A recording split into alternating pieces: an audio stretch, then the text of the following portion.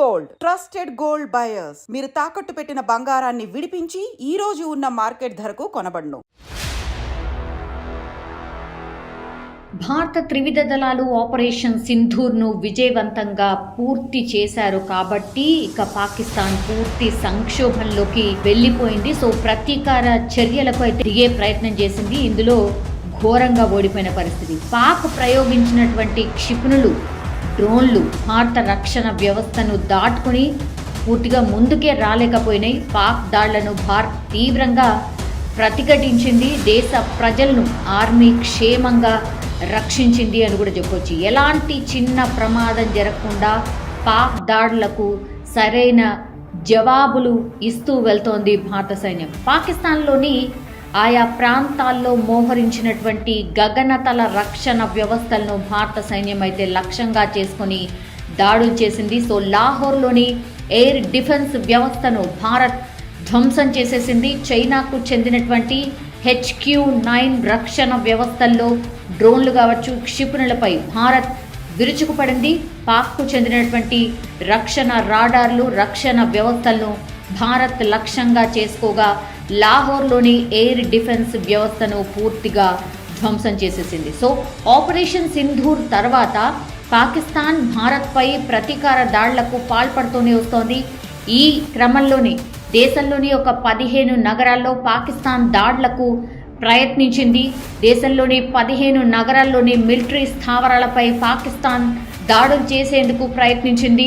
వాటిని భారత సైన్యం ధీటుగా ఎదుర్కోవడంతో పాకిస్తాన్ ప్రయోగాలు పూర్తిగా విఫలమైపోయినట్టుగా కూడా చెప్పొచ్చు. చైనాకు చెందినటువంటి BVR మిసైల్స్తో దాడులు చేసేందుకైతే ప్రయత్నించింది.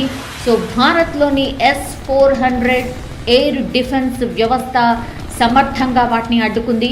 జమ్మూ, శ్రీనగర్, అమృత్సర్, పఠాన్కోట్, పటిండా, లుధియానా, జలంధర్, చండీగఢ్, అవంతిపురా, భుజ్, ఫలోడీతో పాటుగా పలు నగరాలపై దాడులకు పాక్ ప్రయత్నం అయితే చేసింది. సో ఉగ్రవాదులకు ఆశ్రయం కల్పిస్తున్నటువంటి పాకిస్తాన్లో ఏమాత్రం మార్పే రావటం లేదు. ఆపరేషన్ సింధూర్ ప్రభావంతో ఎదురుదాడి చేసింది. అదే స్థాయిలో పాకిస్తాన్పై భారతదేశం అంటే మనం కూడా ధీటుగానే స్పందిస్తున్నాం. దేశంలోని కొన్ని నగరాలపై దాడులు జరిపే ప్రయత్నం చేసింది. ప్రతిగా పాక్లోని కీలక నగరాలపై ఇప్పుడు భారత్ దాడులు చేస్తోంది. ఇస్లామాబాద్, లాహోర్, రావల్పిండిలోని పాక్ సైనిక స్థావరాలే లక్ష్యంగా ఇప్పుడు భారత్ దాడులు చేసింది.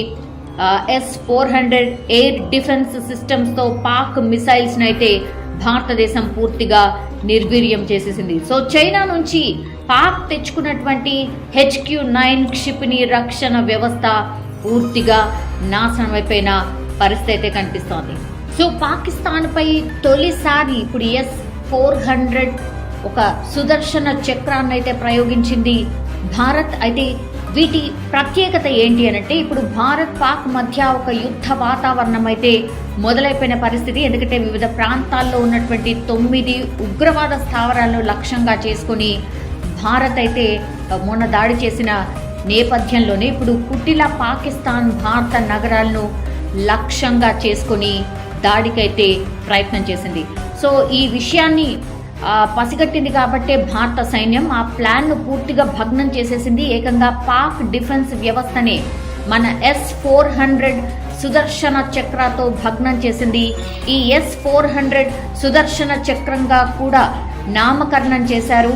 ఇది ఎంతో శక్తివంతమైంది అని ఖచ్చితమైంది అనేది కూడా మనం స్పష్టంగా చెప్పొచ్చు. S-400 ఎన్నో లేయర్స్ కలిగినటువంటి ఒక రక్షణ వ్యవస్థ. ఏకకాలంలోనే ఇది 400 కిలోమీటర్ల నుంచి డ్రోన్ కావచ్చు, ఫైటర్ జెట్లు కావచ్చు, బ్యాలిస్టిక్ క్షిపణులు సైతాన్ని కూడా ఇది నాశనం చేసేస్తుంది. అంతేకాదు ఏకకాలంలో ఇది 80 లక్ష్యాల్ని కూడా ట్రాక్ కూడా చేస్తుంది. ఒకేసారి 36 లక్ష్యాల్ని కూడా సాధిస్తుంది. S-400 ట్రయాంఫ్ రష్యాకు చెందినటువంటి ఆల్మస్ యాంటే కంపెనీ తయారు చేసింది. సో ఒక అధునాతన క్షిపణి వ్యవస్థ ఇది. 600 కిలోమీటర్ల దూరంలో ఉన్న లక్ష్యాల్ని కూడా ఇది సులభంగా గుర్తిస్తుంది, వేగంగా దాడి చేస్తుంది. 2018లోనే రష్యాతో $5.43 బిలియన్ల ఒప్పందంపై సంతకం చేసి భారత్ దీన్నైతే సొంతం చేసుకుంది. సో ఈ ఒక్క అధునాతన వ్యవస్థ మన మధ్య ఉంటే చైనా, పాకిస్తాన్ వంటి దేశాలు వైమానిక దాడులను కూడా భారత్ నివారించగలుగుతుంది. ఈ నేపథ్యంలోనే మొదటిసారిగా భారత్ ఈ S-400ను పాకిస్తాన్ యుద్ధాన్ని నేపథ్యంలోనే ఇప్పుడు పాకిస్తాన్పై మన దేశం అయితే ప్రయోగించింది. సో పాక్ డిఫెన్స్ వ్యవస్థను మొత్తంగా భారత సైన్యం అయితే లక్ష్యంగా చేసుకుని దాడులు చేసింది. సో లాహోర్లోని ఎయిర్ డిఫెన్స్ వ్యవస్థను భారత్ ధ్వంసం చేసేసింది. చైనాకు చెందినటువంటి HQ-9 రక్షణ వ్యవస్థల్లో డ్రోన్లు కావచ్చు, క్షిపణులపై భారత్ విరుచుకుపడింది. పాక్కు చెందినటువంటి రక్షణ రాడార్లు, రక్షణ వ్యవస్థలను భారత్ లక్ష్యంగా చేసుకోగా లాహోర్లోని ఎయిర్ డిఫెన్స్ వ్యవస్థను పూర్తిగా ధ్వంసం చేసేసింది. సో ఆపరేషన్ సింధూర్ తర్వాత పాకిస్తాన్ భారత్పై ప్రతీకార దాడులకు పాల్పడుతూనే వస్తోంది. ఈ క్రమంలోనే దేశంలోని ఒక 15 నగరాల్లో పాకిస్తాన్ దాడులకు ప్రయత్నించింది. దేశంలోని 15 నగరాల్లోని మిలిటరీ స్థావరాలపై పాకిస్తాన్ దాడులు చేసేందుకు ప్రయత్నించింది. వాటిని భారత సైన్యం ధీటుగా ఎదుర్కోవడంతో పాకిస్తాన్ ప్రయోగాలు పూర్తిగా విఫలమైపోయినట్టుగా కూడా చెప్పొచ్చు. చైనాకు చెందినటువంటి BVR మిసైల్స్తో దాడులు చేసేందుకైతే ప్రయత్నించింది. సో భారత్లోని S-400 ఎయిర్ డిఫెన్స్ వ్యవస్థ సమర్థంగా వాటిని అడ్డుకుంది.